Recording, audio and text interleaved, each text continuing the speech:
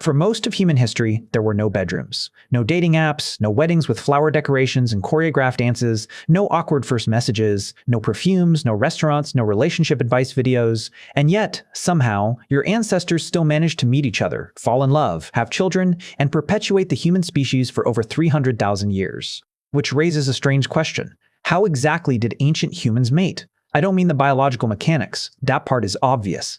The real question is how people actually found partners, attracted each other, built relationships, and raised children in a world completely devoid of modern society. Because if you dropped a modern person into a hunter-gatherer tribe 40,000 years ago, one of the first things you'd notice is how completely different the entire concept of romance was. Let's start with something important. For most of our history, ancient humans did not live in giant civilizations. Agriculture only appeared around 12,000 years ago.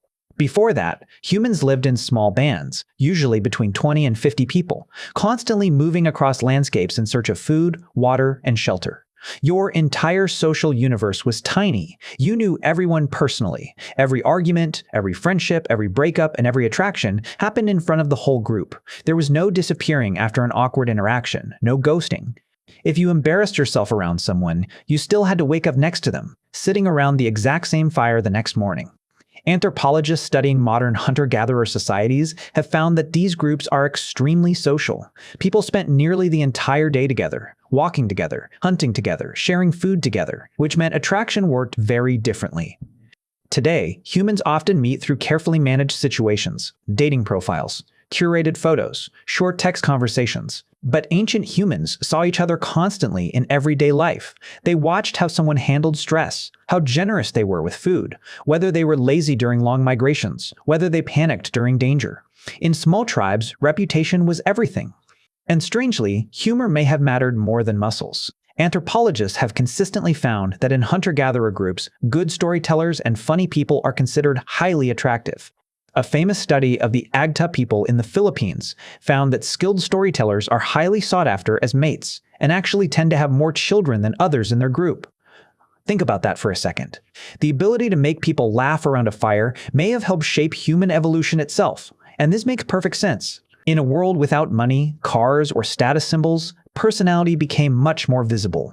You couldn't hide behind possessions, because nobody really owned much. A hunter-gatherer camp might contain fewer objects than your kitchen. So, people judged each other based on behavior. Who shared meat after a hunt? Who stayed calm during danger? Who comforted crying children? Who made everyone else feel safe? These traits mattered because survival depended on cooperation. A single human alone in the prehistoric wilderness would likely die very quickly. Humans survived because the group survived, and that changed mating completely. Modern romance focuses heavily on two individuals. Ancient relationships, however, were communal. Your partner wasn't just joining you, they were joining your group. Anthropologists studying the Hadza people in Tanzania noticed something interesting. Couples rarely spent much time alone together compared to modern standards. Most daily life happened around other people. Privacy barely existed. Imagine trying to flirt while surrounded by 30 relatives holding spears and cooking roots over a fire. Now, here's where things get more interesting. For a long time, scientists assumed prehistoric humans were extremely violent and competitive over mates. Movies often portray cavemen smashing each other with clubs over women, but real evidence paints a much more complicated picture. In many hunter-gatherer societies, women actually had far more freedom in choosing partners than we once assumed. Among the Juhawonsi people of southern Africa, women frequently rejected men they disliked. Divorce was common and socially accepted. If relationships became unhappy, people simply separated without much drama. This reveals something important about ancient human mating. Humans evolved as pair-bonding creatures, but not necessarily lifelong pair-bonding creatures. Ancient relationships were flexible. Some lasted decades, others didn't. This makes sense from an evolutionary perspective. Raising human children is incredibly difficult. Human babies are unusually helpless compared to other animals. A newborn horse can stand within hours. A human baby can't even hold its own head up properly. Human children take more than a decade to become independent. That is an enormous investment. So, humans evolved emotional attachment mechanisms to keep parents together long enough to raise children. Love isn't just poetry and songs. It's biology trying to prevent two exhausted humans from abandoning each other while carrying a screaming toddler across prehistoric grasslands. And children changed everything. One of the biggest differences between humans and other primates is something called cooperative breeding. Human mothers did not raise children alone. Grandparents helped. Older siblings helped. Aunts, uncles, cousins, everyone helped. Anthropologists sometimes call humans the ape that needs a village.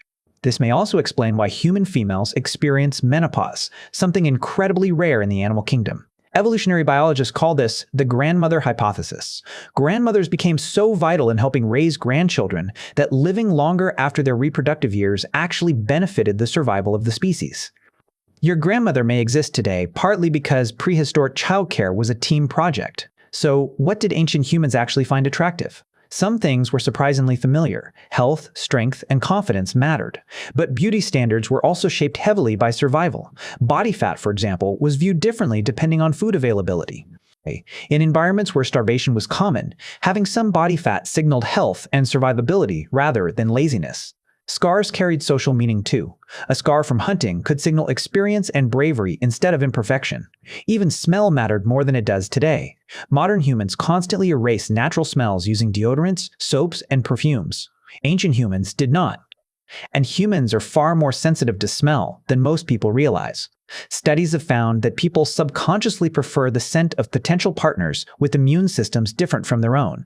This increases the chances of having healthier offspring. Your nose has been quietly helping you choose partners this entire time.